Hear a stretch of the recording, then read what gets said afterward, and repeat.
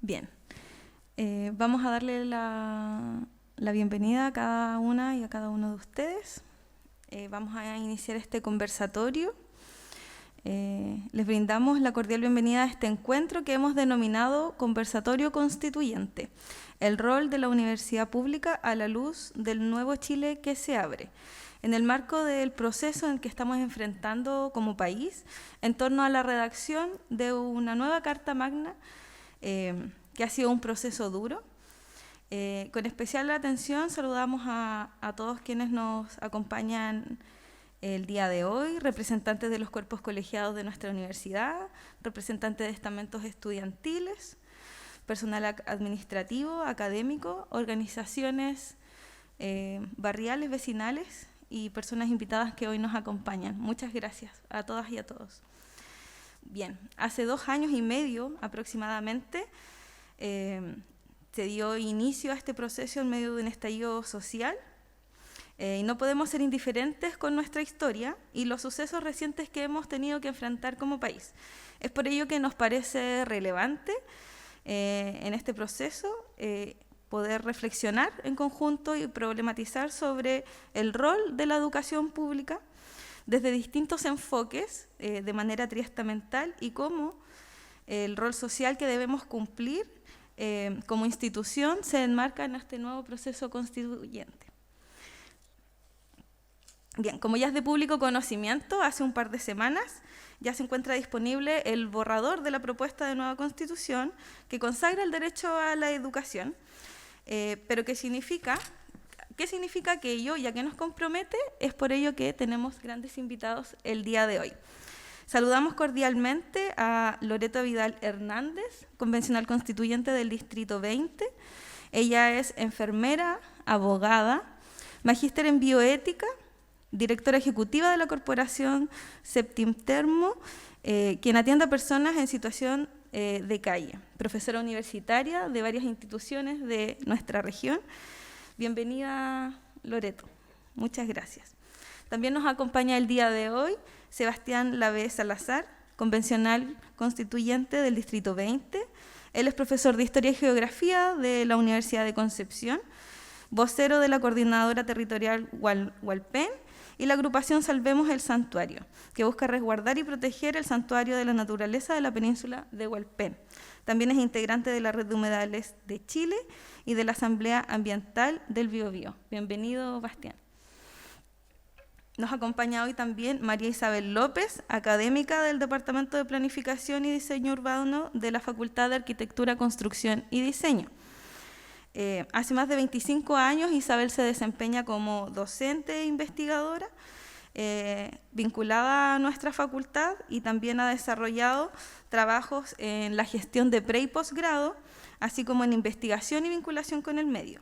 Ha sido directora de escuela, directora de programas de magíster, investigadora del Centro de Estudios Territoriales Interdisciplinarios y ha participado en consejos de escuela y como representante de cuerpos colegiados de nuestra facultad. Bienvenida, María Isabel.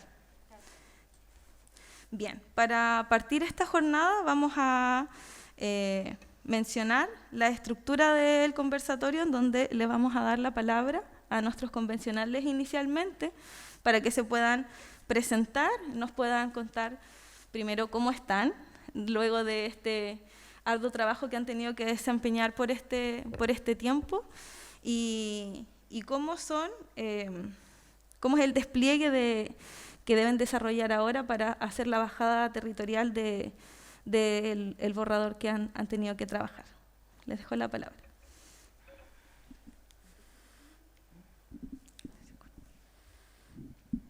Bueno, muy buenas tardes. ¿Estoy con el micrófono encendido o no? ¿Sí? Ya. Muy buenas tardes. Lo primero que quiero manifestar es, agradecer porque están aquí, agradecer la consideración además de invitarnos hoy a conversar con ustedes. A la pregunta que me hace de cómo estamos, en lo particular, muy contenta, agradecida además de haber tenido la posibilidad de llevar aquellos requerimientos de nuestra comunidad y gracias al trabajo colaborativo, respetuoso, riguroso de muchos de los compañeros que estuvimos ahí, yo con mucho orgullo puedo decir que en el periodo previo, que es cuando estábamos nosotros diciendo que queríamos ser constituyentes, me parece que no hubo nada de lo que yo consideré importante recogido desde la comunidad que no esté plasmado hoy en el borrador, entendiéndose como el derecho a la vivienda digna, el rescatar la salud y la educación como reales derechos sociales y no dejarlos posicionados como bienes de mercado, el hacer un importante catálogo de derechos en relación al respeto a las personas mayores, el incorporar a nivel constitucional el reconocimiento de los animales como seres sintientes, el derecho al agua como un derecho humano fundamental, y bueno, y todo el tema de seguridad social que en realidad lo tenemos lo tenemos aún un poco mal, más que un poco tal vez, ¿no? Y además, porque se plasman en este nuevo borrador dos cosas que no están en ninguna otra constitución en el mundo, y esto es el derecho al conocimiento y a la investigación.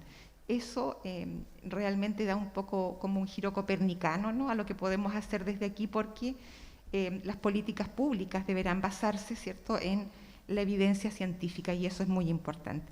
Y además, yo antes de ser constituyente, una de mis grandes motivaciones era llevar la bioética a la Constitución. Un desafío enorme, ¿no? Porque a pesar de que la bioética como disciplina tiene ya mi edad, más de 50 años, ha sido muy poco conocida, ¿no? Pero sin embargo, ese era el desafío y fue un trabajo sistemático, y finalmente no solamente quedó ahí como la idea era que estuviera aunque sea mencionada, pero logramos avanzar, se quedaron plasmados en este borrador los principios de la bioética, y eso es una maravilla, y además pudimos dotar a nuestra comunidad de una verdadera herramienta para la paz, que es el Consejo Nacional de Bioética, un órgano consultivo que va a permitir instalar la deliberación como base para la resolución de conflictos, y creo que eso es realmente un cambio, digamos, ¿no?, que costó instalarlo por desconocimiento, pero que una vez que se conoció, afortunadamente muchos de mis compañeros se sumaron a esta cruzada y finalmente logramos posicionarlo ahí. Así es que estoy extremadamente contenta y con un desafío grande por delante, ¿no?, que es llegar al 4 de septiembre y que este trabajo se valore en toda su dimensión, que al final del día no es otra cosa que hacer un cambio, pasar desde la competencia a la colaboración, pasar desde la sobrevivencia a la convivencia, y comprender que el tiempo del tú y del yo va quedando poco a poco atrás y es el tiempo del nosotros. Creo que eso es lo que marca esta constitución, esta nueva constitución que estamos proponiendo. Así que eso es. Muchas gracias. Gracias, Loreto. Bastián, ¿cómo llegas? Gracias. Bueno, llegamos esta semana con muchas actividades. En realidad, las últimas 2 semanas hemos estado desplegados territorialmente en diferentes lugares. La semana pasada estuvimos en Antofagasta, recorriendo lugares y compartiendo con organizaciones sociales, con vecinos, con vecinas, en establecimientos educacionales, con personas que, algunas incluso críticas de este proceso constituyente, y resolviendo dudas, porque los procesos de cambio constitucional generan incertidumbre y generan incertezas, y eso es una realidad, porque estamos acudiendo a transformaciones importantes, transformaciones y discusiones que nunca habíamos tenido en la historia de Chile, a partir de este órgano democrático, con participación e incidencia de diferentes sensibilidades políticas, y no solamente las sensibilidades que estamos acostumbrados a ver y a conocer en nuestra sociedad, en el quehacer político. Se integra el mundo independiente, se integran los pueblos originarios, hay una convención paritaria, el 50% de la convención constitucional lo integran mujeres, o sea, un elemento único en la historia. tiene un origen democrático porque surge a partir de un malestar y una crisis social y política. Se hace cargo la institucionalidad de buscar una salida a esos conflictos sociales y por primera vez también se redacta en un contexto de democracia, no en un proceso durante una dictadura militar y tampoco después de una guerra civil, como teníamos nosotros, al menos como conocemos la historia constitucional chilena. Al menos esos son los elementos de origen de dichas constituciones. Se enmarcan justamente en procesos de violencia, en procesos de que un grupo minoritario frente a otro se impone a través de este tipo de mecanismos. Entonces, el origen y esta génesis del proceso constituyente tiene estos elementos sociales, de movilización, de arrastrar una deuda histórica, el Estado también para dar solución a problemáticas muy sentidas de todos y todas.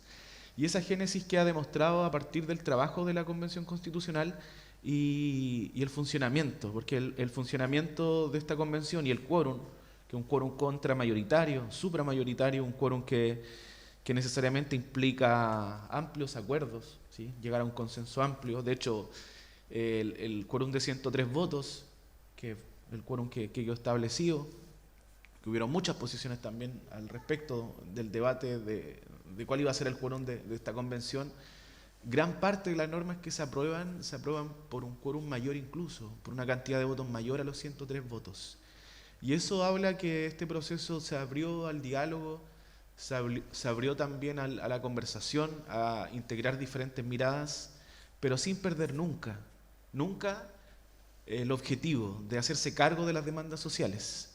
Y por eso el principio número 1, el artículo número 1 que va a tener esta convención, este texto constitucional, habla de que Chile es un Estado social y democrático de derecho.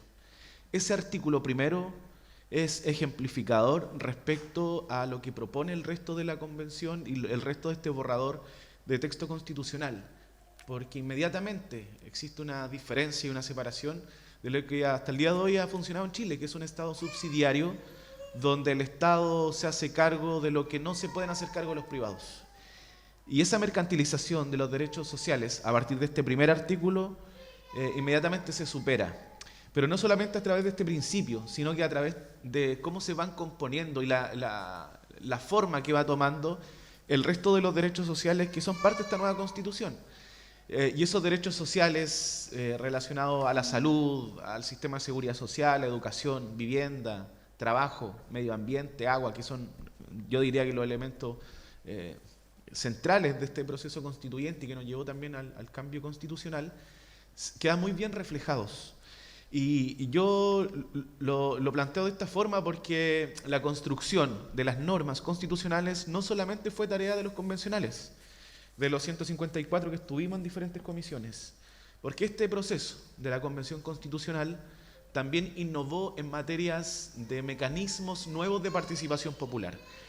Y el mecanismo de participación popular, que a mi juicio significó también una experiencia nueva y significó cualitativamente la profundización del ejercicio democrático, fueron las iniciativas populares de norma constitucional, que fue un mecanismo que inaugura la Convención Constitucional, que existen experiencias comparadas a nivel internacional, pero que como país, como sociedad, nunca habíamos tenido.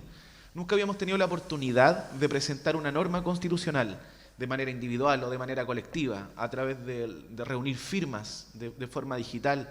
Y a pesar de las dificultades que tuvimos, porque existieron dificultades para levantar esta propuesta de iniciativas populares de norma, logramos el objetivo, porque del total de iniciativas que ingresaron, que fueron miles, 78 iniciativas cumplieron con el requisito de las 15.000 firmas. Y el objetivo de estas iniciativas era que se debatieran dentro de las comisiones y que se votaran. Y ese voto y ese debate que se dio al interior de cada una de las comisiones también llegó al Pleno. Y en un análisis de la propia Secretaría de Participación Popular quedó demostrado que más del 80%, cerca de un 84%, de hecho, de forma más concreta, de las iniciativas populares de norma, de las 78 que fueron parte de la discusión y del debate constitucional, están presentes en este texto, en el borrador de nueva Constitución. Entonces, se levanta un proceso de mecanismo de participación absolutamente nuevo, que integra la participación directa de la población, ¿sí? Saltándose la lógica de la democracia representativa, propone 78 iniciativas de norma y más del 80% es parte de este borrador de texto constitucional. Eso creo que es sumamente significativo, porque ya no es solo la composición del órgano democrático de la Convención Constitucional que plantea y que trabaja las normas y que las redacta en comisiones, sino que integra directamente las propuestas trabajadas, en su mayoría por organizaciones sociales. Y eso creo que es significativo para la validez que puede tener este texto constitucional. Este texto no es un texto perfecto, evidentemente. No hay ningún proceso político que sea perfecto, no hay ningún proceso social que nos deje a todos y todas contentos en su máxima expresión. Hay muchas cosas que en este texto que a mí me gustaría que hubiesen estado, pero que no están. Y hay otras cosas que están, de las que no estoy de acuerdo. Porque cada uno de nosotros y nosotras, incluso ustedes, no solamente los convencionales constituyentes, tenemos un ideal de constitución en nuestras cabezas. Pero ese ideal de cada uno y cada una tiene que compatibilizarse con el ideal de todas las personas. Y particularmente en este caso del resto de los convencionales constituyentes. Bueno, ese es parte del ejercicio, el ejercicio democrático. Y es parte de los desafíos que creo que tenemos también para seguir justamente avanzando y profundizando en la democracia. Muchas gracias, Bastián. María Isabel. Sí, bueno, primero que nada, buenas tardes a todas y todos los que se dieron un tiempo para estar hoy día acá con nosotros. Muchas gracias a Loreto y a Bastián por haber aceptado la invitación también de venir a compartir con nosotros el proceso y bueno, los resultados ya de lo que es este nuevo borrador de Constitución. Yo solamente quería un poco quizá contextualizar en qué estamos en la Universidad del Biobío en este momento y por qué nos parece particularmente relevante esta discusión con ustedes hoy. Como ustedes saben, estamos en un proceso a puertas de una elección de la nueva Rectoría 2022-2026 y nos parece que ese momento en que distintos candidatos empiezan a desplegar sus propuestas de un nuevo gobierno universitario es sin duda un momento muy importante, una gran oportunidad para reflexionar precisamente en este contexto histórico que estamos viviendo como país, el rol de la universidad en el nuevo país que se abre, que es el título que nosotros le damos al conversatorio, ¿cierto? Evidentemente la Constitución toca muchos flancos, hay muchos temas que se tocan, sin duda también todos ellos están de alguna manera vinculados, ¿cierto? En una visión de país, que es la que le da coherencia a esta gran diversidad de temas, pero particularmente dentro de la educación, como un derecho humano, ¿cierto? Y el que de alguna manera abre la llave para un goce más pleno de todo el resto de los derechos, resulta fundamental que en la universidad precisamente discutamos cómo esta nueva Constitución cambia el paradigma, ¿cierto? Cambia el paradigma del país y empieza a abrirnos la mirada a otros mundos posibles, ¿cierto? Otros mundos posibles para todas y todas. Entonces, en ese escenario nos parece tremendamente importante lo que ustedes puedan aportar y también lo que puedan aportar todas las personas que vinieron hoy día y se dieron el tiempo. O sea, qué mejor momento ahora para pensar qué universidad, no solo la universidad que tenemos, sino que qué universidad imaginamos posible para el futuro de la sociedad, ¿cierto? Eso, así que un poco abrir el debate. Bueno, agradecer esa mirada, ¿no? Y esa necesidad de ampliar justamente el horizonte y soñar en grande. Yo creo que ese es el gran desafío, ¿no? Nosotros quienes estuvimos ahí empezamos a descubrir tantas cosas, ¿no? Uno siempre va con una idea preconcebida de cómo va a ser el proceso, de cómo lo vamos a llevar adelante, y al final del día nos vamos dando cuenta que la única posibilidad de poder mejorar y avanzar, evolucionar, es dejarnos impactar por otros y ser impactante también para otros. Y desde el punto de vista estrictamente académico, descubrimos, por lo menos yo descubrí que siempre hemos tenido un sesgo, ¿no? Y esta idea de la universidad, pensamos que es tiempo que la universidad comprenda que los saberes que están en nuestra comunidad tienen que subir también a este entorno, ¿no? A este entorno mágico que es donde podemos formarnos, podemos tener proyectos de vida incluso, ¿no?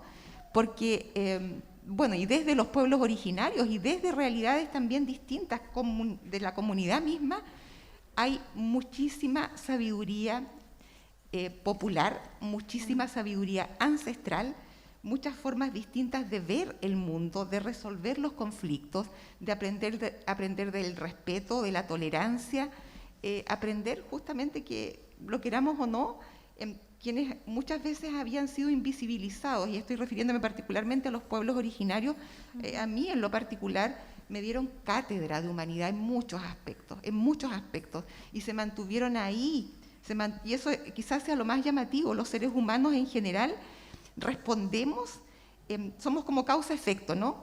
Los pueblos originarios, los pueblos más resilientes, al maltrato sistemático que tuvieron que enfrentar también dentro de la convención, y siempre se mantuvieron en la misma línea. Y yo creo que eso es súper importante. Entonces, comprender que esta universidad tiene que ser, efectivamente, y tiene que responder a este mandato original, ¿no? A esto de la inclusión. Tenemos que cambiar tantas cosas, y bueno, y viene un tiempo largo, porque dicho sea de paso, acá está un poco el esqueleto. Nosotros dejamos el esqueleto ahí, ¿no? Pero este esqueleto tiene que ahora empezar a fortalecerse con musculatura, con vasos sanguíneos, con vasos linfáticos, con todo lo que necesita un cuerpo para que realmente pueda avanzar. Y eso significa incluso hacer modificaciones o nueva legislación para que efectivamente lo que está establecido acá se cumpla. Desde la forma como ingresan, por ejemplo, las personas a estos espacios formativos académicos, si realmente es bien o no tener estos instrumentos que de alguna manera segregan, el tener que, bueno, y eso sí, ¿no? El poner fin al lucro en la educación es un gran avance, ¿no? Y creo que ahí nosotros tenemos mucha esperanza, y nos han preguntado siempre, pero ¿cómo lo van a hacer? Y digo, nosotros que nada, si nosotros estamos nosotros, los convencionales, estamos casi en artículo mortis. O sea, en menos de un mes y medio el órgano constituyente desaparece. Y eso significa que esta propuesta de este Chile distinto al que queremos avanzar queda en manos de nuestra comunidad. Y cuando digo que queda en manos de nuestra comunidad es porque otros van a tener que encargarse de darle vida a esto, ¿no? Otros, y nosotros como comunidad también, porque la implementación probablemente nos tome unos 15 o 20 años, ¿no? Me daba mucha alegría cuando recién llegamos, había un pequeñito aquí, y bueno, y ahí está la nueva generación, que probablemente va a recibir y va a ver en plenitud lo que significa esto. Pero este es un cambio, y a los seres humanos no nos gustan los cambios, nos gustan las certidumbres, y esto de verdad que es un salto al futuro, en pleno siglo XXI. Y creo que ahí está el gran desafío, ser capaces de creer que podemos pensar en comunidad más que en individualidad. Como bien decía Bastiani, tenemos el capítulo, ¿no?, de derechos fundamentales, todo lo que tiene que ver con educación propiamente tal. Y uno empieza a leer este texto a distancia, ya, en la casa, en la noche, lo lee y yo digo, oye, a lo mejor le pusimos mucho aquí, porque podría haber sido más cortito, más concreto, y algunos dicen fue tan largo, fue tan... Bueno. Pero lo concreto es que cuando usted lee este texto claramente no fue escrito solo por académicos y solo por abogados y expertos en derecho y demás. Fue escrito por Chile, y por lo tanto está al lenguaje comprensivo de Chile, con mucha emocionalidad, dijeron algunos, con mucha, no sé, como un poco poético. Sí. Bueno, eso es el Chile, ¿no? Ese es el Chile que viene desde las bases. Y aquí se va a plasmar en este texto. Así es que creo que la universidad tiene que reconocer que la apertura va más allá de la responsabilidad que tiene del punto de vista social, es involucrarse, y es involucrar a las nuevas generaciones en las cosas reales y concretas que están pasando todos los días, cada día. Yo lo he planteado y lo he conversado igual en la convención. Hace 14 años trabajo en Concepción con personas en situación de calle. En Concepción y sus intercomunas más de 1.900 personas viven su vida en calle. Tenemos en Chile más de 600 niños en situación de calle. Nosotros acá tenemos espacios, centros de acogida territorial, donde al día pasan más de 90 personas en situación de calle. Tenemos albergues para personas migrantes. Y uno dice, ¿y dónde está la universidad? porque este aprendizaje basado en servicio tiene que ser desde ahí, ¿no? Tiene que ser con un compromiso real y objetivo, porque es ahí donde uno además se da cuenta cómo vamos a enfrentar los desafíos futuros, y eso es en colaboración. Por lo tanto, yo creo que ahí la universidad tiene que empezar a darse cuenta que el impacto que pueda tener en la comunidad es altísimo cuando el foco se pone bien, ¿no? Cuando el foco realmente apunta no a lo más mediático, sino que a la vida común y cotidiana. Y yo creo que ahí es mi sentimiento profundo, digamos, ¿no? Yo a veces estoy pensando en el albergue Protege, que en este momento tenemos a 30 personas, adultos mayores, migrantes, niños, mujeres. Y si realmente las universidades estuvieran con personas que están ahí, cuando yo veo a los adultos mayores que a veces ni siquiera tienen con qué ocupar su día, y hay tanto que se podría hacer desde la academia, creo que esas cosas nos faltan. Y creo que ahí hay un desafío. Hay que incorporar a la universidad a la comunidad. Y yo creo que eso es importante, porque siempre la comunidad se ha incorporado a la universidad a través de este ideario de llegar a la universidad, ¿no? Bueno, la universidad tiene que ahora bajar a las bases y hacer lo propio. Yo creo que ahí nos vamos a ir consolidando y vamos a ir haciendo verdaderamente este entramado y tejido social que tanta falta nos hace, porque tenemos muchos nudos críticos. Y en general, mi abuelita decía siempre, el que no sabe es igual que el que no ve. Y yo, a lo largo de este casi año que estuve en la convención, estoy convencida de que somos un país maravilloso, somos un buen país, somos una buena comunidad. Solo basta que nos muestren la realidad, porque cuando tú la muestras, la gente dice a veces, no tenía idea que esto existía. Y efectivamente, bueno, en este caso, esta es una de las ONG que trabaja con este grupo vulnerable, y hay tantas otras, ¿no? Y hay tantas necesidades. Entonces la invitación es esa. Yo sé que en las universidades siempre hay como un grupo que se encarga de todo lo que es la parte social, pero tiene que ser además con conocimiento, basados en evidencia, ver resultados, aprender también, ¿no? De cómo podemos impactar, pero impactar en un proceso continuo, que al final del día es la vida, ¿no? Así que yo creo que ahí tenemos mucho que hacer. Agradecer muchísimo, creo que estamos fortaleciendo a través de este texto la educación pública. Creo que eso es muy importante, muy necesario. Tenemos que ojalá nunca más escuchemos esto de que soy el primero de una generación, soy el primero de la generación. O sea, eso muchas veces uno fue el primero porque comprábamos educación de calidad. Ahora eso tiene que ir poco a poco desapareciendo y tenemos que hacerlo diferente, ¿no? Yo creo que estamos en posición y estamos con una enorme disposición para hacerlo. Y como bien decía Bastián, bueno, yo me enamoré del proceso constituyente y me enamoré de este texto, pero ¿tiene tantos errores? Claro que sí, los mismos errores que tenemos como sociedad, los mismos errores que tenemos como país. Aquí se refleja la vulnerabilidad y además el habernos encontrado después de tantísimo tiempo en la única posibilidad que hemos tenido de deliberar y mostrar lo que queríamos. Siempre durante más de 50 años obedecimos de manera no deliberante. Los jóvenes saltan el torniquete y se abre este proceso finalmente, ¿no? Y ahí nos encontramos y todos queríamos hablar. Por eso es que ahora cuando nos invitan hablamos tanto, porque más encima, bueno, todos queríamos hablar y decir. Y además, un texto largo, producto de la desconfianza. Y yo creo que eso es real, porque nadie quiso dejar nada como al legislador, ya que nunca nos había resultado así antes. Entonces, por lo menos aquí está en la Constitución todo, y que nunca más se diga esto no va a poder ser o no se va a poder legislar porque es inconstitucional. Aquí está casi todo el sentir de Chile, por lo menos en el aquí y en el ahora, digamos. Un texto democrático, y por mucho que se diga lo contrario, democrático, porque acá los que quisieron construir están aquí. Y eso es importante decirlo, ¿no?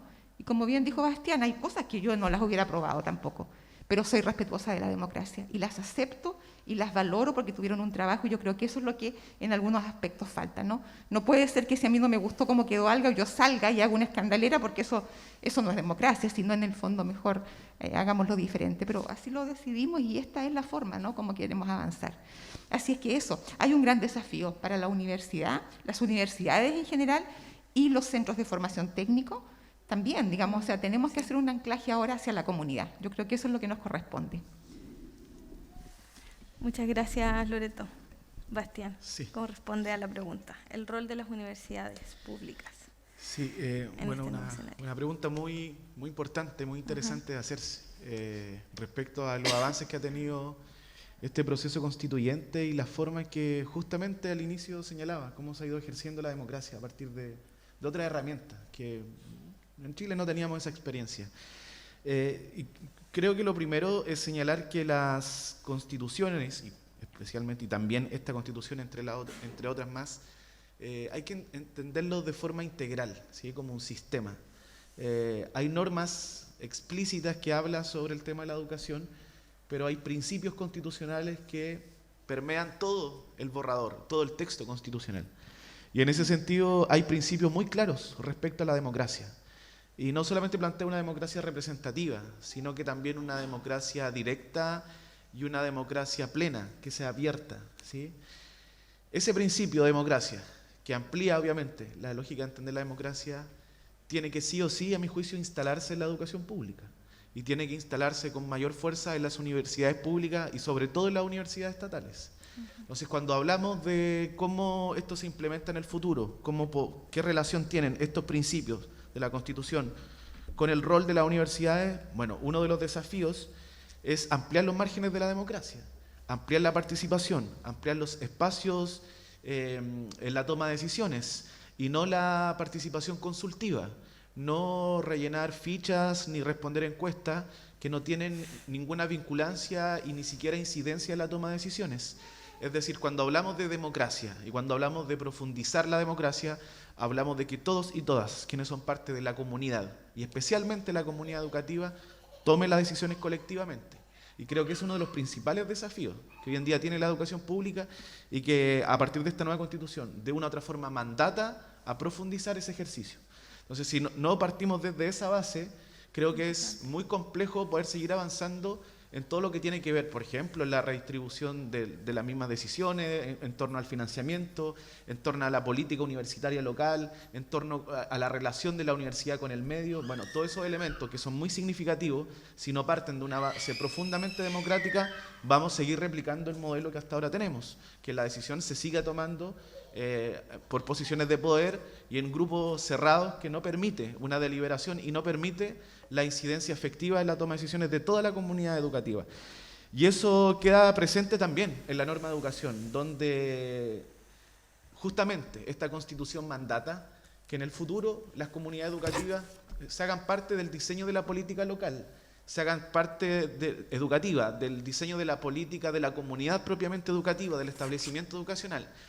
Y plantea justamente un modelo integrado, no separa esta lógica que más o menos hoy en día existe en Chile, que la educación pública, la educación estatal o el sistema de educación casi se parte en la enseñanza media y después como que queda diferenciado todo lo que es el sistema educativo de la educación superior.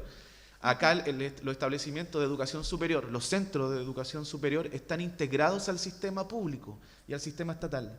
Y se habla del acceso universal para todos y todas, sin discriminación, y eso incluye la educación inicial hasta la educación superior.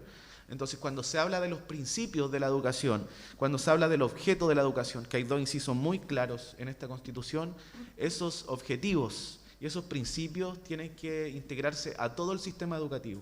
Y eso evidentemente que también integra al rol de la universidad, de la educación superior.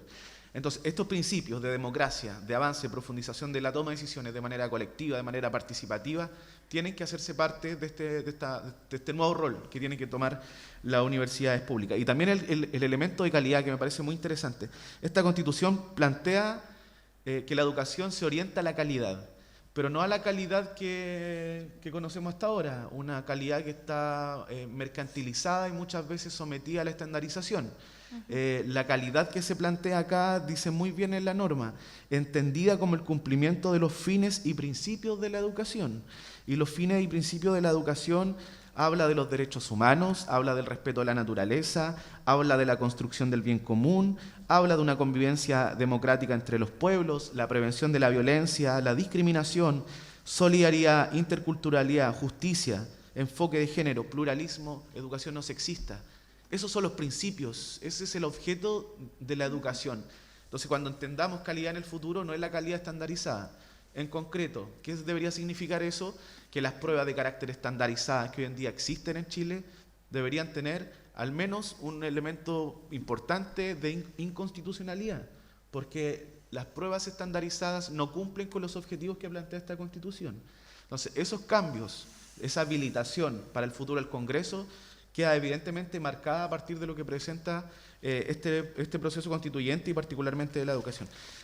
Me gustaría quizás podríamos también estar hablando muchísimo en torno a la educación y en torno al rol de las universidades, pero quizás señalar que uno de los elementos importantes que puede habilitar justamente a fortalecer la educación pública, que a mi juicio fue la principal discusión que dimos en la comisión. Bueno, yo integré también la Comisión de Derechos Fundamentales, integré la discusión, la negociación que existió en torno a la educación y tomamos una decisión también de que este proceso constituyente fortaleciera la educación pública y particularmente en los planteles estatales de educación.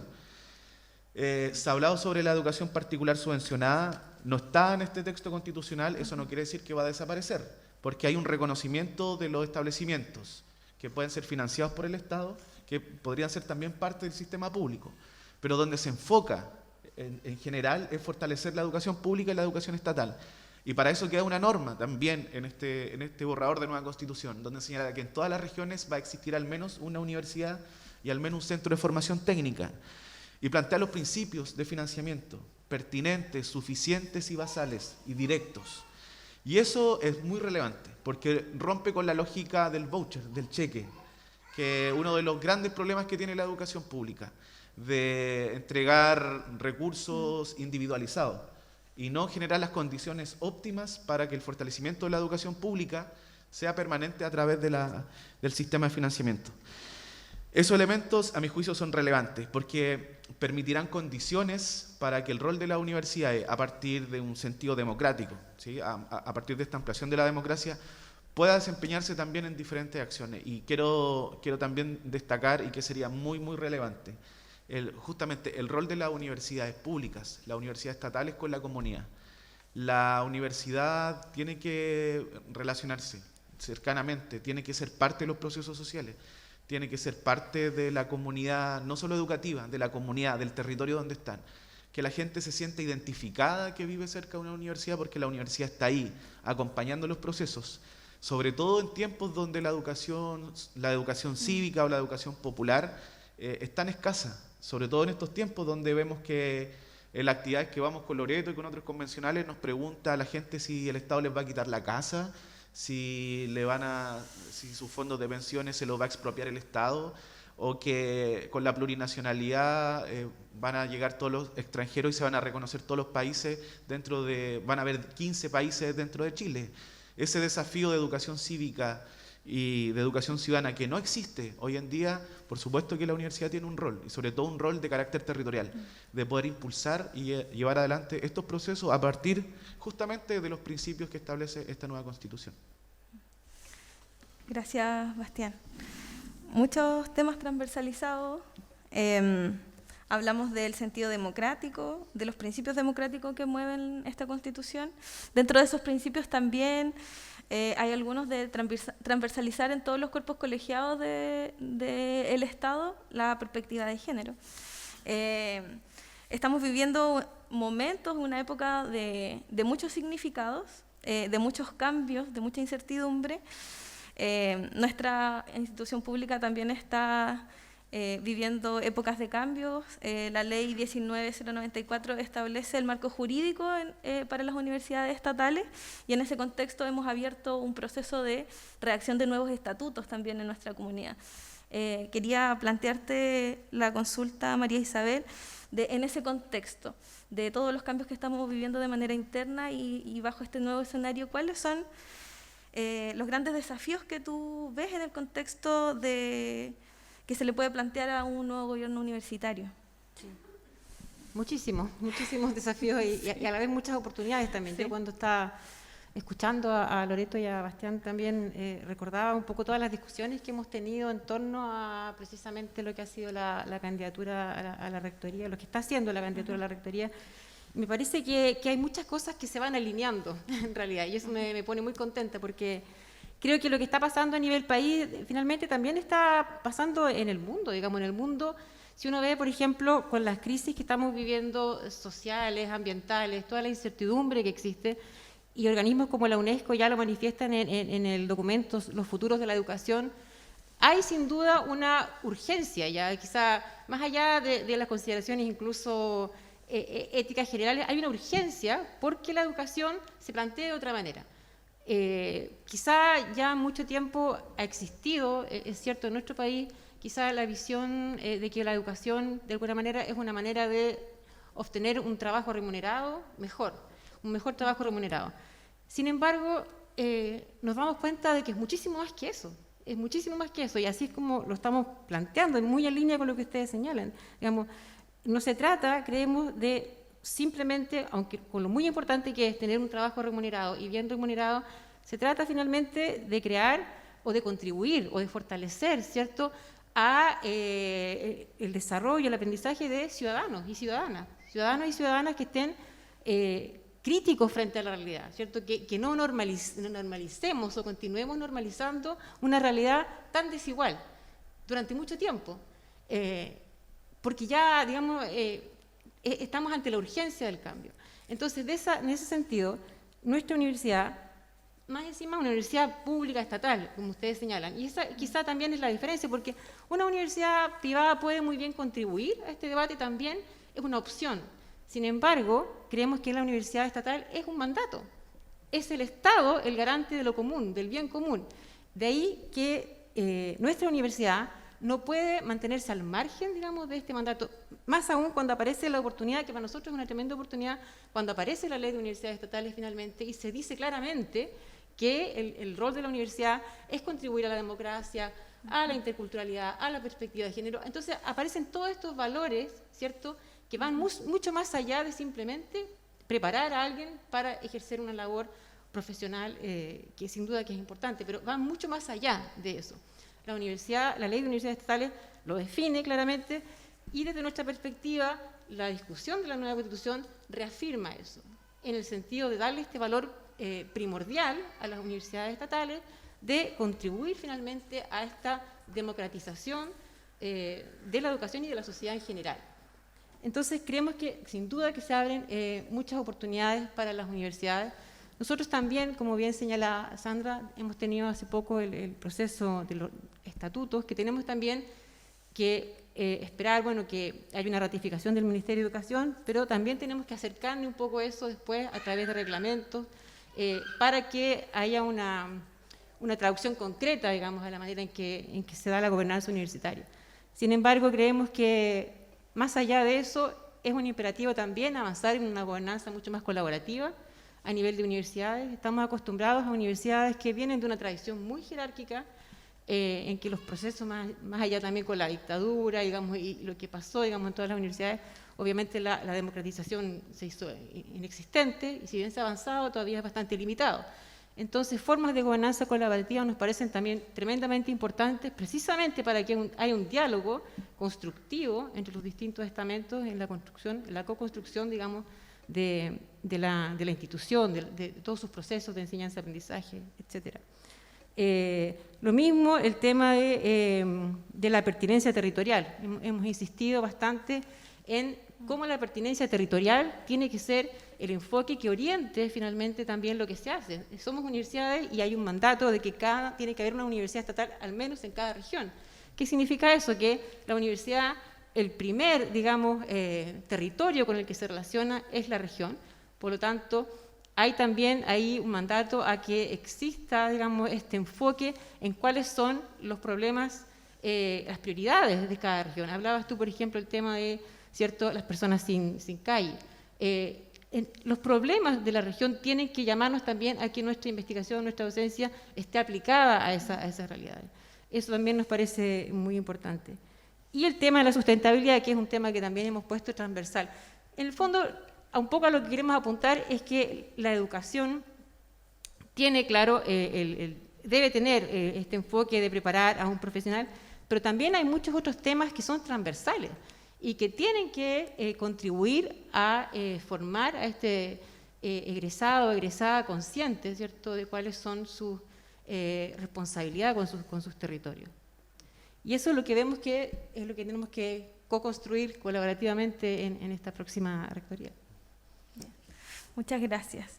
Vamos a invitar a nuestra audiencia a también hacernos llegar sus preguntas. Hay un micrófono disponible para quien tenga alguna pregunta o nos puedes hacer llegar también a través de... Ahí hay una consulta.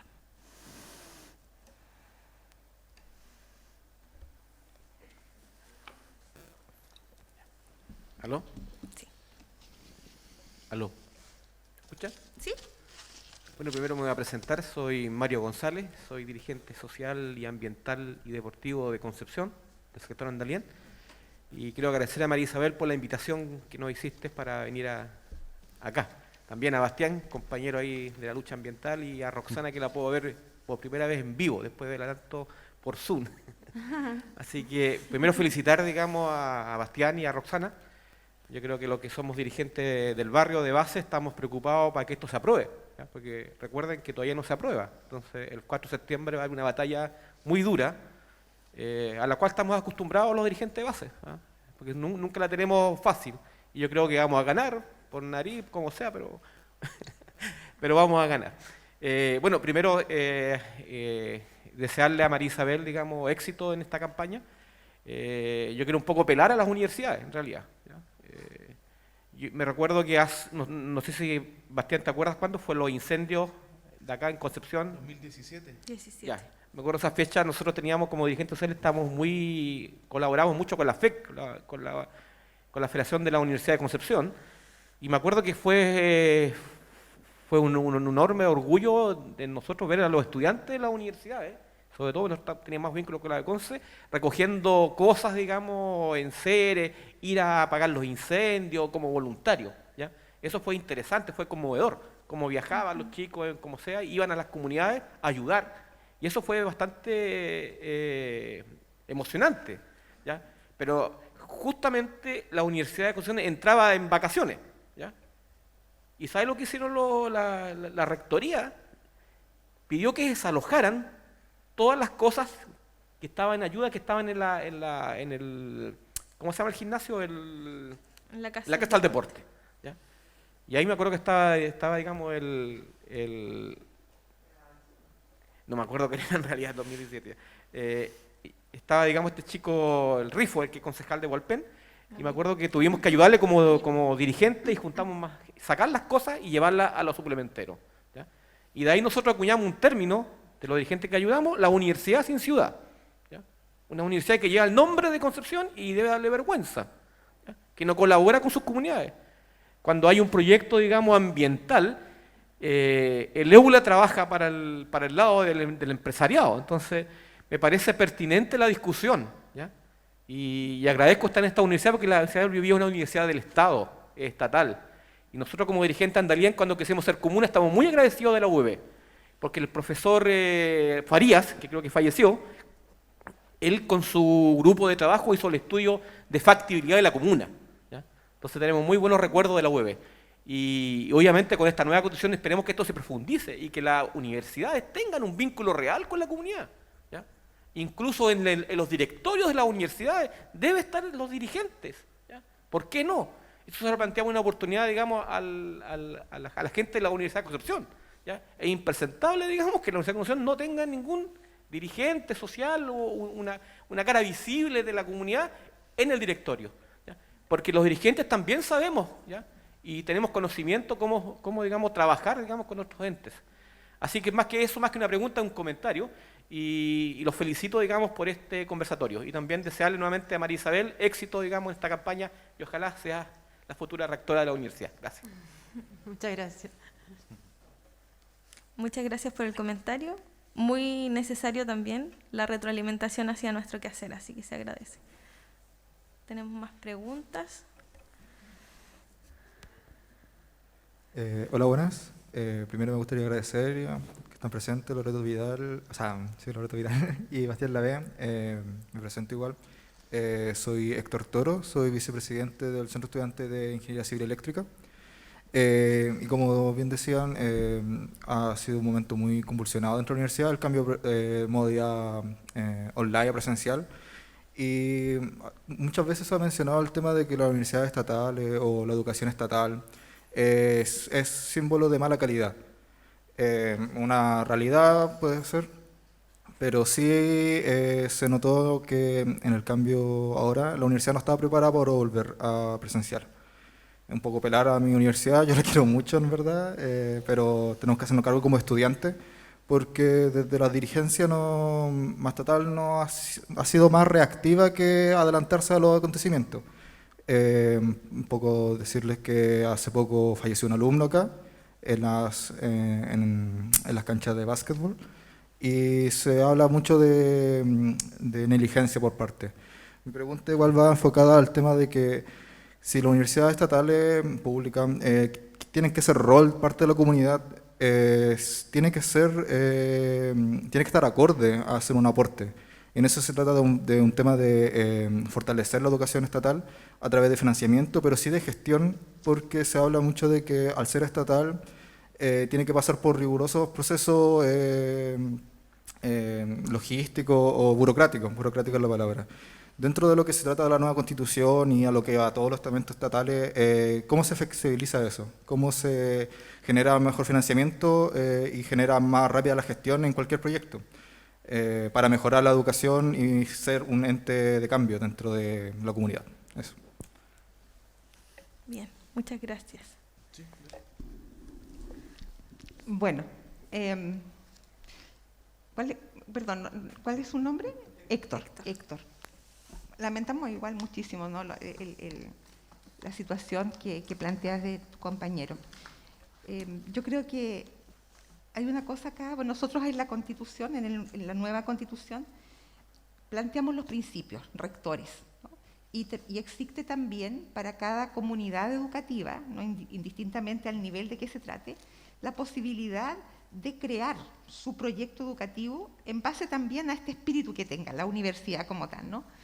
Pero creo que es importante lo que tú señalas, ¿no? El tema de realmente tener la universidad que queremos, eso desde una mirada formal, digamos, pasa necesariamente por una deliberación respetuosa y la comprensión de que lo queramos o no lo queramos.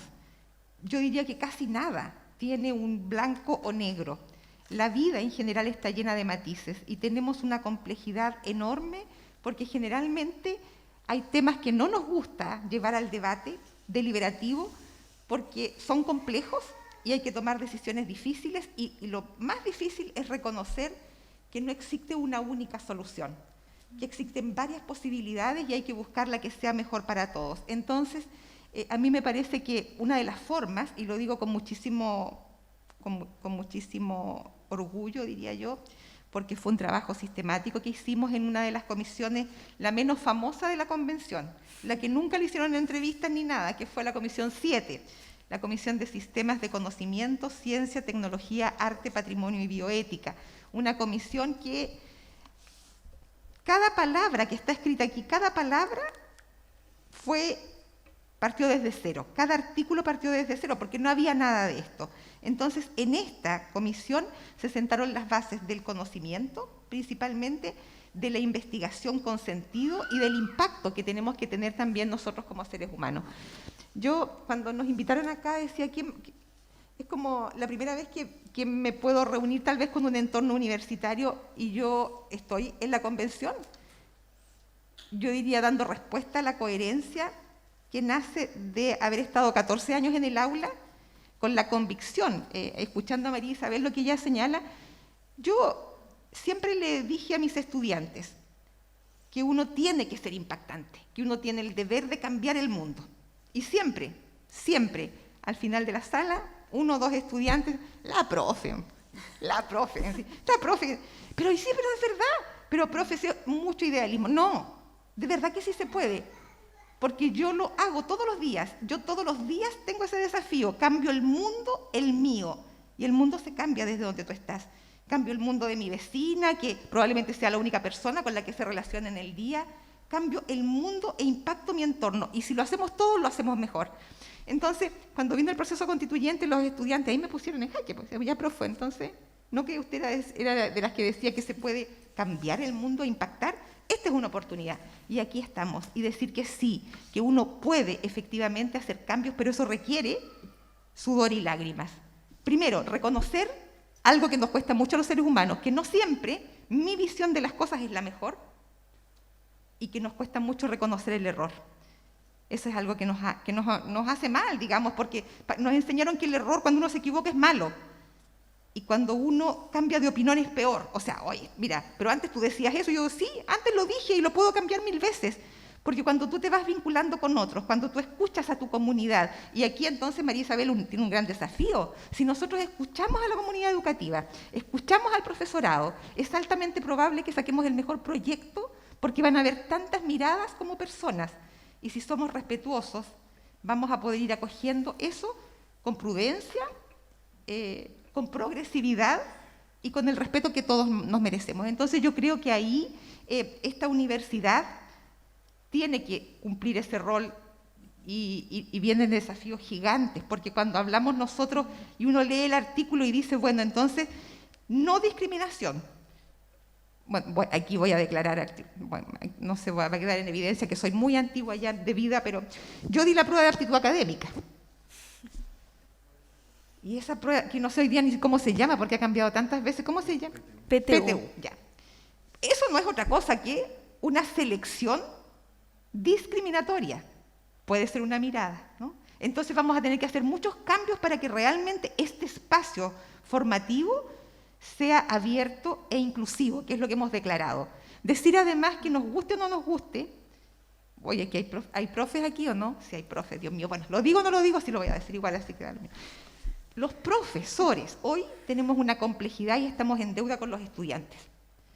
Los estudiantes no pueden seguir supeditados a la visión del docente, tienen que ser deliberativos, tienen que atreverse a disentir y no que los estudiantes sigan diciendo, lo digo, pero yo he escuchado a muchos estudiantes diciendo, no, profe, no, mejor no le digo nada, porque uno se echa, comillas, me voy a echar al profe. ¿Cómo podría ser eso en un entorno respetuoso donde nos estamos co-construyendo? Yo creo que esos cambios son importantes.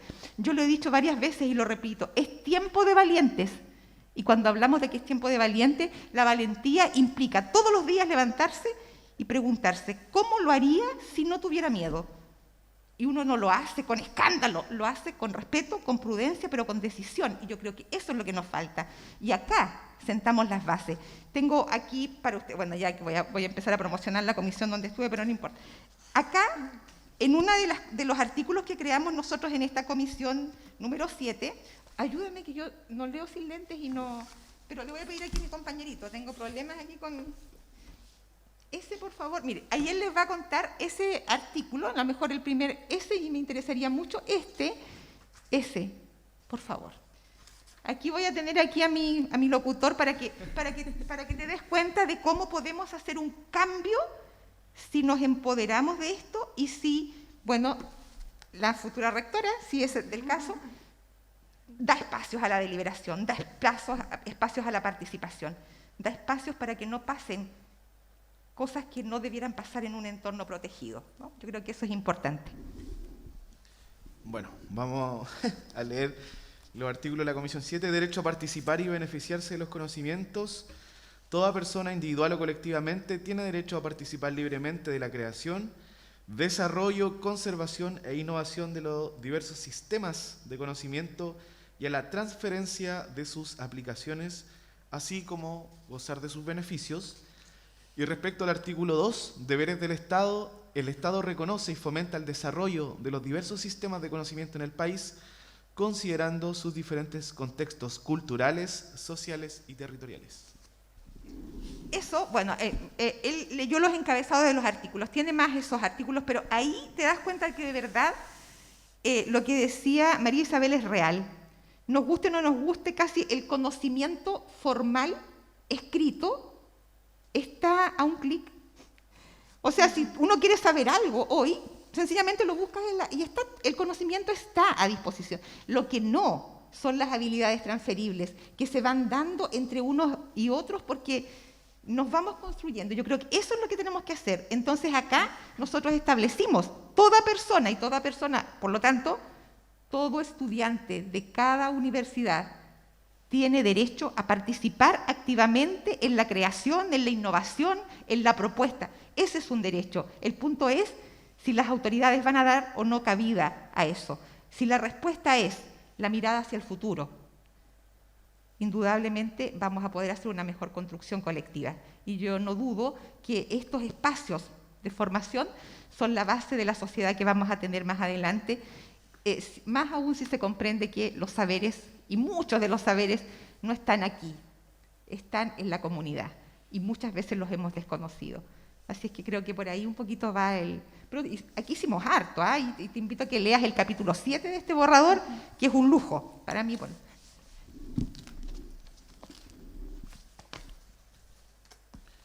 Bueno, gracias Héctor por tu consulta. Creo que a partir de la pregunta que tú realizas se puede tomar a partir de dos dimensiones. Una es el financiamiento, que es lo que tú consultaste. Este financiamiento en términos de la educación pública estatal, como dije anteriormente, es un financiamiento directo, basal, suficiente, ¿sí? Entonces, el régimen de financiamiento cambia, y cambia especialmente porque respecto a aquellas entidades, eventualmente aquellas entidades que imparten educación, que no sean estatales, pero que pudieran tener un rol público, va a tener un financiamiento diferenciado a este financiamiento. Actualmente ese financiamiento es igual, porque es un financiamiento de la educación en general. Entonces, marcar estas diferencias, evidentemente que los ingresos y la forma de financiarse la educación estatal va a tener una prioridad, va a ser prioritaria, es un servicio público prioritario del Estado. Y eso creo que también puede entrar en una lógica de diferenciación a lo que existe hoy en día. Eso respecto a financiamiento. En cuanto a lo que tiene que ver con la burocratización que tú bien señalabas, o estos procesos que a veces se ralentizan por la misma burocratización o la dificultad de proveer servicios de manera efectiva, nosotros podemos remitirnos, ustedes se pueden remitir al apartado de Administración Pública y Modernización del Estado, que es parte de este borrador de nueva Constitución. Y ahí hay una serie de artículos que plantean justamente o dan solución a lo que tú estás señalando. Por un lado, habla de los servicios públicos. Y en el sentido de los servicios públicos, primero que todo, plantean de que contarán con un financiamiento suficiente, ¿sí? Un poco relacionado a lo que hablábamos anteriormente. Pero otro elemento relevante es que el Estado planificará y coordinará de manera intersectorial y también con características de pertinencia territorial. Eso respecto a los servicios públicos. Ahora, apuntando directamente al tema de financiamiento, en el apartado de modernización del Estado, se señala que el Estado deberá destinar los recursos para que sus órganos adopten las medidas que resulten necesarias para la incorporación de avances tecnológicos, innovación y el mejor uso de los recursos que permitan optimizar la provisión de bienes y servicios públicos. Hay principios de eficiencia, hay principios de optimización. Esos principios que están establecidos acá en los artículos de modernización y servicios públicos del Estado debería habilitar al legislador, porque evidentemente una Constitución no se puede hacer cargo de todos los detalles, pero habilita al legislador para que estos procesos, ¿sí? de transferencia de recursos por un lado y también de toma de decisiones en qué destinamos los recursos sean lo más eficientes posible. Y eso está plasmado en esta nueva Constitución. Quizás señalar lo último, que también se mandata la ley, la creación de un organismo para la elaboración de planes, para promover esta modernización del Estado, y también un consejo consultivo. Y este consejo consultivo, de alguna u otra forma, también va a estar fiscalizando y va a estar permanentemente acompañando todo el proceso de modernización del Estado, que justamente plantea, va en la línea de desburocratizar y poder hacer estos procesos mucho más eficientes a como los conocemos hoy. Yo solamente quería agregar quizás sobre la parte final que apuntaba Bastián, sobre el tema del financiamiento, porque sin duda que es un gran tema. Es un gran tema y en ese sentido también me parece que el borrador de la nueva Constitución se hace cargo también de ese problema, porque no simplemente dice todas las responsabilidades que tenemos como universidades estatales, sino que también dice la responsabilidad que tiene el Estado en el financiamiento de este sistema finalmente educacional en todos sus niveles. Y eso me parece que es tremendamente importante. Vamos a ver cuánto se demora el Estado en llegar a ese nivel, pero sin duda que abre una esperanza. A modo de dato, actualmente el aporte fiscal directo en la educación superior no alcanza más del 10% de lo que significa, digamos, la educación, y se reparte finalmente tanto en los aportes del Estado, también en universidades privadas, no necesariamente estatales, lo cual nos deja un poco con todos los problemas de la misma burocratización, controles, etcétera, y sin ningún, digamos, beneficio, facilidad a cambio en términos de financiamiento, o sea, el peor de los mundos en ese escenario. En ese sentido, esperamos desde las universidades estatales que efectivamente esto haya un avance y un aporte y un apoyo real del Estado a la importante misión que se le asigna desde la Ley de Universidades Estatales a las universidades. Esperamos que así sea. Bueno, nosotros hicimos todo lo posible porque así fuese, digamos, y que quedara de la mejor forma planteada, porque eso que tú planteas es real. Existe como una... los actores que están compitiendo en la cancha están compitiendo en condiciones absolutamente distintas y desiguales. Y en el caso de esta universidad, para mal, digamos, ¿no? En el sentido que, por ejemplo, el tema de la rendición de cuentas. O sea, cuando hay asignación de recursos, de proyectos y demás, no se rinde de la misma manera hasta el último peso, digamos, que es como debiera darse, ¿no? Versus otras universidades. Entonces yo creo que ahí, ¿cuánto se va a demorar? Y ahí es la voluntad política la que tiene que hacerse cargo, porque al final del día nosotros, y voy a contar que la próxima semana vamos a votar las normas transitorias, que es, digamos, esta como preparación para traspasar desde la Constitución actual a esta maravilla que tenemos aquí. Pero nosotros siempre fuimos súper maximalistas, porque teníamos tanto que decir, entonces no solamente tenemos 499 artículos ya que están en el borrador, sino que en normas transitorias presentamos 300 normas transitorias. Todos queríamos que lo que yo puse aquí, ojalá le dijéramos al legislador, este es su plazo para que no se olvide que tiene que hacerlo. No obstante, no podríamos tener una constitución de 1000 artículos, ¿no? Porque las transitorias igual van a quedar acá. Y la Comisión de Normas Transitorias está dando el sentido de urgencia y vamos a tener que votar cuáles son las cosas que van a tener prioridad respecto del mandato al legislador. Pensamos objetivamente que el tema de educación es parte de esta columna vertebral sin duda, ¿no? Entonces confiamos en que también se pueda avanzar hacia allá y yo creo que va a ser una buena manera, digamos, de seguir avanzando.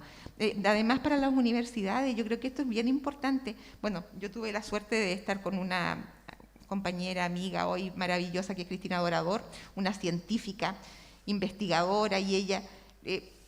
nace esta comisión, de hecho, por su impulso también. Entonces, ella, una de las cosas que tal vez nos emocionó, y lo digo literalmente hasta las lágrimas, es haber mandatado al Estado para que se haga cargo también del tema de la investigación, que es fundamental, porque lo que se invierte en investigación es paupérrimo, ¿no? Paupérrimo, y por esa razón, y no sé cuánto, bueno, generalmente se piden opiniones de expertos que están fuera de nuestras fronteras, considerando que acá existe también la posibilidad de buscar evidencia científica y generar conocimiento que nos sirva para la toma de decisiones. Creo que esos son avances sustantivos y como digo, uno de los orgullos más grandes probablemente que tiene y tendrá este nuevo texto es haber incorporado el conocimiento y la libertad para investigar en una Constitución, porque eso no lo había todavía hecho nadie, ¿no? Y creo que eso también nos marca... debiera ser marcador, sobre todo en pleno siglo XXI, donde ni sabemos cómo viene la ciencia y la tecnología, donde estamos recién todavía asolados por una pandemia, y que si no hubiera sido también por las universidades que hicieron soporte, en realidad yo creo que nos hubiera ido mucho peor de cómo estamos, ¿no? Así es que yo creo que ahí hay harto que hacer y espero que avancemos rápido. Eso es lo que, bueno, eso es lo que todos esperaríamos, ¿no? Sobre todo en el tema de educación. Bien, muchas gracias por ese complemento. ¿Había una mano más levantada dentro del público? Hola, ¿se escucha bien? ¿Sí? Sí. Mi nombre es Felipe Saravia, yo soy jefe de carrera de Trabajo Social de esta universidad, acá en Concepción. Y me surgen algunas inquietudes respecto del proceso posterior a la convención. Yo agradezco y valoro todo el trabajo que ustedes han hecho que permitió llegar al borrador que tenemos hoy disponible para leer y que marca una diferencia sustantiva en lo que tiene que ver con las universidades respecto a la constitución anterior. Pero genera algunos ruidos en algunos colegas de la comunidad universitaria nacional, que son bastante, en términos de proporción, son bastantes, no son pocas personas. Me refiero a todo el grupo del G9, que son universidades que se reconocen a sí mismas como universidades públicas, no estatales. Vi durante las últimas semanas algunos reportajes, comentarios de rectores, por ejemplo, de la Universidad Católica de Valparaíso, de la Universidad Católica de acá. En el caso de la Universidad de Concepción no he escuchado nada todavía, que plantean que esta es una constitución que no reconocería todo el aporte que las universidades públicas no estatales han hecho al país. Yo concuerdo plenamente con el espíritu y cómo está planteada la constitución, pero me surge esa inquietud respecto de toda esta comunidad que es bastante amplia, que podría poner en cuestionamiento el apoyo al apruebo de la constitución, porque ven en alguna medida como en riesgo su situación o el apoyo que pueda tener el desarrollo de esas comunidades universitarias. Entonces, ¿cómo lo ven ustedes? ¿Qué se les plantea a toda esa comunidad que va más allá de las universidades estatales? Que yo entiendo tiene que ser el pilar fundamental de la educación en Chile, pero al resto de las comunidades universitarias, que tienen también aportes importantes, significativos, ¿qué se les dice? Eso. Muchas gracias. Disculpa tu nombre. Felipe. Sí, también nos han preguntado en otra ocasión esto. Y en realidad es complejo porque como en Chile no habíamos tenido un ejercicio de un proceso constituyente donde se hiciera cargo de todas las problemáticas, evidentemente que hay muchos temas que no van a quedar incluidos en esta constitución. Y yo, al menos en los espacios que he estado, intento siempre pensar en el bien superior, en el bien colectivo de la sociedad en su conjunto. Y nosotros acá tenemos una deuda con la educación estatal. Y esa deuda es la que subsana este proceso constituyente. Y esa deuda plantea ciertas características en términos de promoción, de garantías, de financiamiento, de protección a los trabajadores y trabajadoras de la educación también, reconoce el rol docente, sin distinción, que es muy importante, porque reconoce el rol docente, no solo de los establecimientos estatales, sino que también aquellos reconocidos por el Estado. Y eso no está en la actual Constitución, y eso habla en el fondo también de aquellas universidades privadas que tienen esta lógica del rol público, y eventualmente también los colegios particulares subvencionados o reconocidos por el Estado, que no son estatales, pero que tienen financiamiento de recursos públicos. Y eso está presente en esta Constitución. Esa fue una decisión que se tomó. Respecto al reconocimiento, mientras no exista un mandato expreso en cuanto a un tipo de prohibición, todo sigue rigiendo como actualmente rige. Y el financiamiento debería seguir funcionando bajo esa lógica. El financiamiento que cambia es el financiamiento de la educación estatal. Entonces hay que hacer esa distinción, que si bien no está expresado en esta Constitución, porque hay un problema también en constitucionalizar ciertas cosas, porque está dejando financiamiento de recursos públicos a entidades que en su origen, lo queramos o no, son privadas. Entonces, esa figura es una figura anómala en el mundo y Chile es una anomalía en esos términos. O sea, estamos acostumbrados de la educación particular subvencionada. Eso es algo extraño, es algo que no es común, ¿sí? O sea, la educación tiene que ser pública, estatal o privada. Entonces, bueno, para hacerse cargo de eso de alguna manera, para no dejarlo constitucionalizado y expresado de esa forma en esta Constitución, se determina que ese financiamiento deberá ser por ley. Y mientras no existe una ley que transforme o cambie eso, la ley habilitante es la actual. Entonces yo entiendo que existe preocupación, pero creo que también hay que privilegiar siempre el interés superior. Y al interés superior, y lo que se hace cargo de esta Constitución es fortalecer la educación pública. Y ahí está el foco. Entonces, en ese sentido, creo que todas las políticas públicas que se puedan implementar para el futuro y que se reconoce ese tipo de educación, porque habla de de los establecimientos educacionales, entre ellos colegios, universidades, centros de formación técnica, etcétera, que no son estatales, pero que son reconocidos por el Estado. Habilita para el futuro que se pueda seguir potenciando, modificando, generar algún tipo de ajuste en términos de financiamiento, pero eso yo creo que de alguna forma puede dar tranquilidad de que para el futuro esto evidentemente se puede seguir mejorando y al menos hay un reconocimiento en términos de entidades, ¿sí?, como centros educativos, pero lo más importante para mí es que hay un reconocimiento de la labor docente y que incluye mismas condiciones, no solamente para los estatales, sino que también para aquellos que reciben financiamiento público. Y eso creo que también es una garantía importante, sobre todo para los trabajadores y trabajadoras de la educación. Sí, solamente complementar que efectivamente nosotros tuvimos en la Comisión 7 al rector de la Universidad de Concepción, por ejemplo, en una presentación, y yo me formé en la Universidad Austral, que pertenece también a ese grupo. Entonces yo creo que para nadie es desconocido el aporte que estas entidades entregan, tanto desde lo formativo como hacia la comunidad. No obstante aquello, efectivamente, como decía Bastián, hay en este minuto lo que se potencia es lo que tenemos que potenciar con los recursos que vamos a ir generando de manera conjunta. No obstante, y voy a citar para que quede muy claro esto, en uno de los artículos se señala: el Sistema Nacional de Educación estará integrado por los establecimientos e instituciones de educación parvularia, básica, media y superior, creadas o reconocidas por el Estado. Se articulará bajo el principio de colaboración y tendrá como centro la experiencia de aprendizaje de los estudiantes. El Estado ejercerá labores de coordinación, regulación, mejoramiento y supervigilancia del sistema. La ley establecerá los requisitos para el reconocimiento oficial de estos establecimientos educativos. Las instituciones que lo conforman estarán sujetas al régimen común que fije la ley, serán de carácter democrático, no podrán discriminar en su acceso, se regirán por los fines y principios de este derecho y tendrán prohibida toda forma de lucro. Eso es. Por lo tanto, si nos ajustamos a esto, por lo tanto, habrá que hacer modificaciones a la ley, sin duda, pero eso no significa que haya incompatibilidad, ¿no?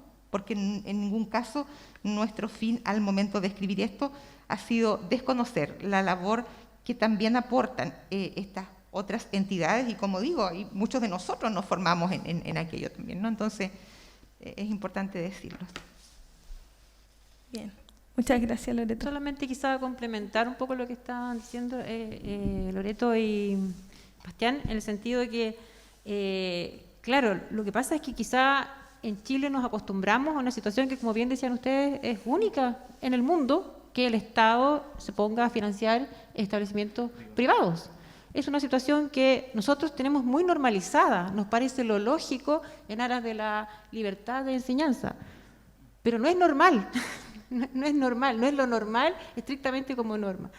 Entonces, claro, aquí incluso las leyes verán, creo que el aporte fiscal directo puede seguir continuando, no va a cambiar radicalmente ni de ninguna manera la situación actual de las universidades privadas, digamos, en un sentido público. Eso no va a cambiar. Lo que va a cambiar, porque tiene que cambiar, es la situación precaria en la que existe la universidad estatal. Eso es lo que va a cambiar, porque como bien dices tú, hay una deuda, hay una situación que es insostenible. Entonces, en el fondo, hay un cambio a mejor, en el fondo, donde el Estado tiene que estar. Y yo creo que eso es lo importante. Bien, ¿tenemos espacio para una última intervención? ¿Sí? Sí, gracias. Hola, buenas tardes. Me sumo a los agradecimientos y felicitaciones por el trabajo de nuestros representantes ante el trabajo constituyente. Y bueno, me alegro mucho estar acá, en realidad, estar cara a cara conversando con ellos, digamos que lo hemos visto tanto en la televisión y en los medios de comunicación, ¿cierto? Y como que era el momento tal vez de hacer este tipo de reflexiones y qué bueno desde acá que hayan venido a nuestra universidad.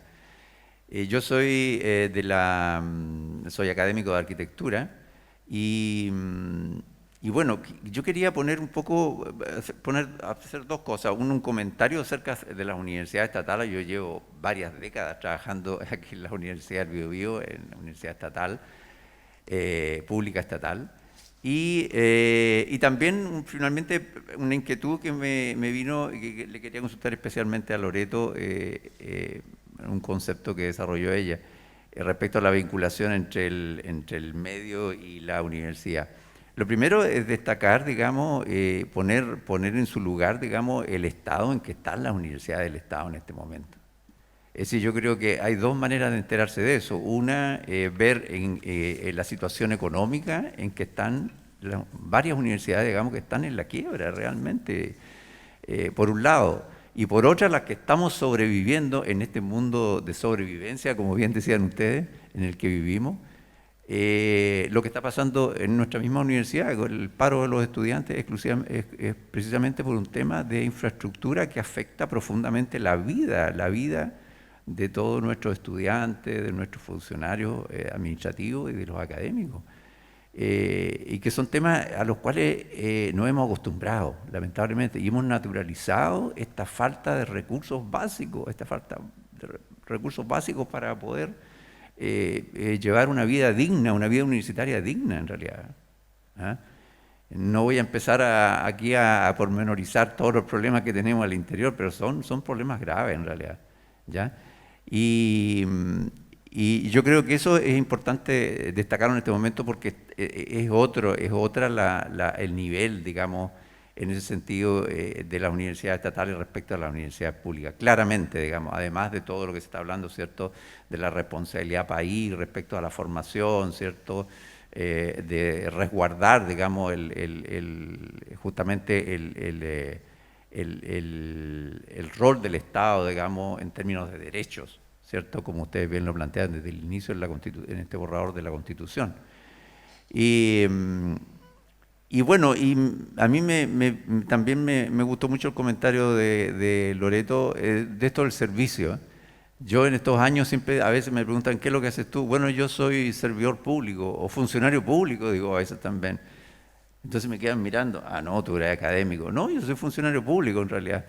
Y entiendo el trabajo en el servicio público como un servicio, como tú bien decías, digamos. Entonces, yo creo que hay un concepto muy interesante ahí detrás de eso, que yo no sé si está especificado en alguna parte de la Constitución o es un concepto que tú has desarrollado, claramente se ve que lo has desarrollado, digamos, pero que tiene que ver con esta vinculación, digamos, justamente entre el medio, la sociedad, las comunidades, los territorios, ¿cierto?, donde uno está, digamos, ¿cierto?, y el rol del universitario. Digamos, no sé si nos podría explicar un poquito más sobre esto. Sí, voy a empezar a develar aquí el misterio, porque a su pregunta, mire, muy interesante, porque claro que sí que está. Y cuando usted revise este borrador y vaya al articulado que habla de los principios de la bioética, que costó muchísimo instalarlos, porque tenía, pero mire, a más de la mitad de la convención diciéndome que cómo vamos, como si la ética para la vida fuera, comillas, buenismo. No es eso, son marcar los principios rectores. Finalmente, cuando se instalan ahí, quedan establecidos que nos vamos a guiar por los principios de beneficencia, no maleficencia, justicia, autonomía, solidaridad, responsabilidad, cooperación y todo el catálogo de derechos que se han desarrollado desde la UNESCO para el buen vivir. Eso.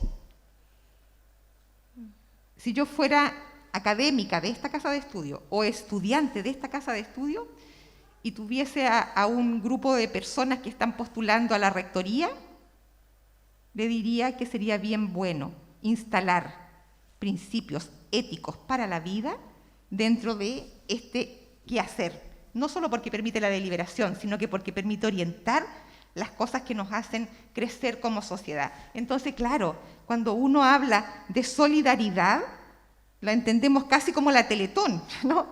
No, pues, y no es eso. La solidaridad es ser capaz también, ¿cierto? Como yo lo voy a graficar así, comprender que el día que uno ponga la cabeza en la almohada y lo haga en paz, porque sabe que no a cuadras de uno hay gente que todavía está pasando precariedades atroces que ponen incluso en riesgo la vida. El día de ayer murió una persona en situación de calle por frío. Cuando eso no nos deje quietos y sigamos buscando formas de hacerlo mejor y de hacer esta alianza colectiva, quiere decir que estamos avanzando hacia donde debemos ir. Entonces, ese concepto se vive, y se vive porque uno tiene que ser transformador. Cito, para esto, usted que dice soy servidor público, yo también soy servidora pública, y en medio de la pandemia, cuando a todos nos pasaban un parte, cuando andábamos en tiempo de cuarentena total en la calle, bueno, las cerca de 90 personas que acuden a bañarse, a comer, a lavar su ropa al centro de acogida territorial, durante casi 3 semanas fueron aprendidas por carabineros y les pasaron multas de hasta 300.000 pesos, porque el Código Penal lo establecía. ¿Lo podemos normalizar? No. Entonces, cuando una servidora pública tiene que ir y tiene que explicar que finalmente salga un decreto que diga que las personas que no tienen casa tienen derecho a deambular porque tienen que recurrir para la sobrevivencia. Pero eso requiere una decisión. Y cuando uno es servidor público, uno busca la manera, aunque no esté, y si no está, tenemos que crearla juntos. Yo creo que ese es el concepto, y lo hacemos mejor cuando lo hacemos en colaboración. Por lo tanto, ahí está su respuesta. Está aquí, está plasmado. Y además decirle algo que es hermoso para mí. Yo voy a cumplir 30 años como enfermera. Los 17 primeros ejercí como enfermera clínica, luego estudié Derecho. Y aquí se estableció como principio el deber de cuidado y el respeto a quien cuida. Eso también marca esto, ¿no?, de la solidaridad colectiva. Por lo tanto, sí, hay mucho aquí. Hay que ver la historia fidedigna de la ley cuando lo lean y los debates que se hicieron y cada intervención que hicimos, porque ahí está el espíritu profundo, el corazón de lo que quisimos plasmar en esto. Así es que sí, a su pregunta, está aquí, sí. Hay que leerlo entre líneas, ¿no? Pero estamos ahí. Sí. Bueno, muy interesante la pregunta y creo que es importante tener en consideración que este proceso constituyente o esta constitución habilita cambios en el futuro, deja un marco, una estructura que nos posibilita a nosotros y nosotras, dentro del rol que tengamos, de poder ir concretando de manera local, puede ser en nuestro establecimiento educacional, como trabajador o trabajadora, en nuestra región, en nuestra comuna, porque entrega estos principios y dichos elementos y algunas normas que son muy reveladoras o como que van también clarificando un poco o delineando el camino del futuro, de cómo debería ir construyéndose la participación y particularmente el tema de la vinculación con el territorio, con el medio, con las comunidades. Y bueno, le había señalado hace poco a Héctor el tema de los servicios públicos y que tú también comentas. Bueno, ya hay un inciso de servicios públicos y creo que no lo leí completamente, pero quizás sería bueno conocerlo, porque más allá de estos principios que señala Loreto, hay también normas. Y esas normas van justamente en el sentido que estábamos conversando. Señala que el Estado planificará y coordinará de manera intersectorial la provisión, prestación y cobertura de los servicios públicos, bajo principios de generalidad, uniformidad, regularidad y pertinencia territorial. Y es muy importante porque estos elementos, estos conceptos impregnan todo el borrador de texto constitucional. Entonces, si bien existen normas concretas que permiten y habilitan a nosotros y a nosotras de poder ejecutarlo, implementarlo desde nuestras realidades, también habilita al legislador para que en el futuro también las leyes y las adecuaciones vayan justamente en esa línea. Las universidades tienen procesos participativos y debería también en el futuro la construcción de los estatutos a nivel universitario y también a nivel regional involucrar la participación. Y cuando se habla de que cada región se va a poder dar su estatuto, es que estamos hablando de pequeños procesos casi constituyentes en cada región. Dejar en claro que es una constitución, pero dejar en claro que cada uno de estos reglamentos, que por definición se los puede dar cada una de las regiones, también avanza en esa línea. ¿Y por qué digo que los gobiernos regionales o qué relación tienen los gobiernos regionales con las universidades? Tiene mucho que ver, porque queda establecido que en esta nueva constitución, a partir de esta lógica de Estado regional, las regiones y los gobiernos regionales, gobernador regional y asambleas regionales, que van a tener la facultad y la potestad reglamentaria en torno a las temáticas de salud, de previsión y de educación. Entonces están muy enlazadas. Está muy enlazado los estatutos regionales que se puedan crear desde aquí en el futuro y también los mismos estatutos que se dé cada una de las universidades. Y eso bajo marcos de participación, eso bajo marcos de la inclusión real de la comunidad educativa. Entonces, tenemos normas que habilitan, que están acá en esta nueva Constitución, pero también tenemos herramientas, que son las herramientas que para el futuro debiéramos emplear para justamente avanzar en esa línea, lo que tú proponías.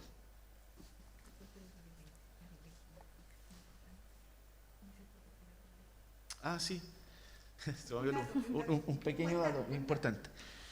El proceso constituyente, evidentemente que hay algunas cosas que no quedan plasmadas en este proceso y en este borrador, pero hay el mecanismo de las iniciativas populares de norma, que en un momento permitieron ingresar 78 iniciativas, que gran parte, como les decía anteriormente, integran este borrador de nueva Constitución, un 83%, van a permitir en el futuro también materializarse a través del Congreso, por las iniciativas populares de ley. Y esa herramienta es clave, porque las iniciativas populares de ley nos entregan a nosotros, o devuelven desde el poder, desde la democracia representativa, devuelven esta lógica de activar la participación de manera directa, de manera vinculante. Entonces, si como comunidad en el futuro decidimos plantear algún tipo de ley que nos parece importante y adecuada, bueno, lo vamos a poder hacer, porque va a estar la habilitación para que nos saltemos a los representantes y poder ejercer de manera efectiva no solamente leyes nacionales, sino que también leyes regionales, y plebiscitos comunales y plebiscitos regionales. Entonces, esta Constitución también entrega herramientas para seguir profundizando la democracia y seguir también en la línea de las transformaciones tan necesarias que nos competen. Sí, bueno, estamos quizá ya terminando y por eso mismo no quería dejar de agradecer nuevamente a Loreto y a Bastián que hayan venido, igual que a todas las personas que se dieron el espacio para venir a escuchar esta interesante conversación y reafirmar que en realidad el cambio de paradigma es tremendo, es muy grande y queda mucho trabajo en realidad, porque es solamente un punto de partida de cómo esto finalmente se va a hacer realidad, a qué velocidad se va a hacer realidad, y sin duda que ahí tenemos también un rol todos como comunidad universitaria particularmente, y no hablo desde la rectoría, sino que todos y todas desde la universidad, en ir empujando para que estos cambios finalmente se hagan realidad, sean concretos y sea una universidad efectivamente más fuerte, un espacio de integración. Finalmente, quizás me acordaba también un poco con lo que decía Loreto sobre las personas en situación de calle y cómo de repente todas estas situaciones quedan tan invisibilizadas y hay personas que simplemente no la ven. Bueno, esa es quizá uno de los valores importantes de las universidades estatales como el espacio de lo público, finalmente. Es el espacio de encuentro donde todas y todas nos encontramos y podemos ver y ser solidarios porque entendemos las diferencias, ¿cierto? Valorar esta diferencia, ser partícipe finalmente de una sociedad mucho más inclusiva. Ese es el valor de lo público, pero qué importante es que logremos finalmente que esta universidad pública y estatal tenga la fortaleza, tenga digamos, la fuerza para desplegar su rol. Y de eso depende de los liderazgos que todos podamos hacer desde los territorios. Entonces, estamos todos comprometidos finalmente con que realmente esto se haga carne. Eso. No sé Bien. si tú... Yo quería proponerte una pregunta final con respecto a la misma conversación, de todos los desafíos y el catálogo de derechos sociales que este borrador nos propone como grandes desafíos en el futuro. Y se ha hablado mucho delante lo mencionó Loreto, el pasar de este modelo del vivir de la competencia a la colaboración. ¿Cómo desde la universidad podemos hacer ese trabajo de manera más sistemática en generar comunidades con mayor conciencia de la interacción entre las personas y desde nuestro quehacer también aportar en la interdisciplina, que tiene mucho que ver con lo que hablaba Bastián de algunos desafíos intersectoriales? ¿Cómo trabajar la interdisciplina y la integración con la comunidad desde la gestión universitaria? Bueno, nosotros lo hemos planteado desde las ideas fuerzas que inspiran la propuesta programática. Es bien curioso porque son ideas que se han venido repitiendo bastante, pero que son las 5 ideas fuerza. La primera de ellas es inclusión, diversidad y equidad. Creemos que una universidad no puede plantearse sin ese piso, digamos. Todas las ideas fuerza finalmente son tanto para el interior como para el exterior. Uno mal podría hablar de inclusión, diversidad y equidad si no tuviésemos una comunidad en la cual se vive. Tratamos ahí y esperamos instalar el concepto de universidad cuidadora, en el que se reconozcan las diferencias de cada una y cada uno, los aportes, desde dónde están y cómo conciliar la vida familiar con la vida laboral, entre muchas otras cosas en las que hay que avanzar. Digamos, existen muchísimas barreras actualmente por las cuales esta inclusión y equidad realmente no existe todavía. Mucho que fortalecer, digamos. La segunda es el principio de la gobernanza colaborativa. Entendemos que, como ya decía antes, las universidades existen actualmente desde un paradigma mucho más jerárquico, donde existen personas que tienen derecho a voto, otras que no tienen. Todavía falta mucho que avanzar, esperamos nosotros ir avanzando en ese camino. Obviamente hay que hacer también un avance a nivel país, porque hay leyes, digamos, que limitan actualmente una mayor participación, pero desde los espacios que podamos, nuestra idea es ir avanzando hacia ese ideal, tratando de luchar tanto desde el territorio como en las instancias nacionales que así existan. El tercero es el principio de fuerza de la sustentabilidad. Pensamos que también, existiendo, digamos, la crisis socioambiental que existe, no podemos no avanzar en eso. Hemos planteado la idea de los campos sustentables, los 3 campos, avanzar en tratar de reducir la huella de carbono y que finalmente exista una experiencia en esa sustentabilidad, que no sea simplemente hacer seminarios o publicar papers sobre la sustentabilidad, sino que avanzar en la experiencia, digamos, que eso forme parte del aprendizaje de las y los estudiantes y en general de la comunidad universitaria. La cuarta es la de la innovación. Es un deber, digamos, de la universidad avanzar en innovar, en investigar, pensando siempre privilegiar y fortalecer una investigación aplicada a los problemas país, los problemas región. Y por último, el último, que es el de la pertinencia territorial, que atraviesa finalmente todo, ¿cierto? Que simplemente tenemos que tratar de conectar, estrechar las alianzas con los gobiernos regionales, con el Ministerio de Medio Ambiente, con las agencias, con todas las entidades públicas, para tratar de que nuestra investigación apoye, fortalezca, ¿cierto?, las prioridades del país y de las regiones. Esos son nuestros principios orientadores y en ellos hemos ido poniendo todos nuestros planes, proyectos, acciones dentro de ese marco. Así que creo que estamos bastante en línea con lo que se ha planteado y esperamos que sea un comienzo de una universidad mejor, más cercana, más inclusiva. Bien. Agradecemos la presencia de nuestros panelistas convencionales, constituyentes, y a María Isabel López. Gracias por la presencia de cada uno de ustedes y los dejamos invitados a seguir reflexionando sobre estas temáticas que nos plantea el borrador de la nueva Constitución en todos los espacios en que lo podamos socializar. Muchas gracias. Gracias.